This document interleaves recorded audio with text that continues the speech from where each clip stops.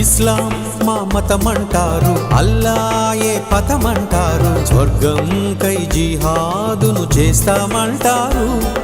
స్వర్గం స్త్రీలకు లేదంటూ పుణ్యం పురుషులకేనంటూ శాస్త్రాన్నే మార్చేసే శాసనమిస్తారు.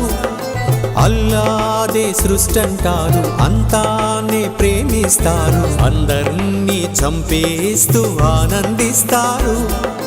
ప్రతి జాతిని సృష్టించింది అల్లాయే అని అంటూనే మత వ్యాప్తికి మరణాలను ఆమోదిస్తారు.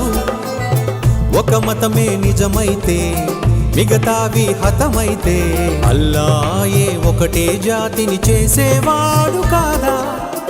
ఒక ప్రాణిని ద్వేషిస్తే అల్లా నిన్ను హర్షిస్తాడా? ఆ అంతిమ గ్రంథం నీకు తెలిసి గ్రంథం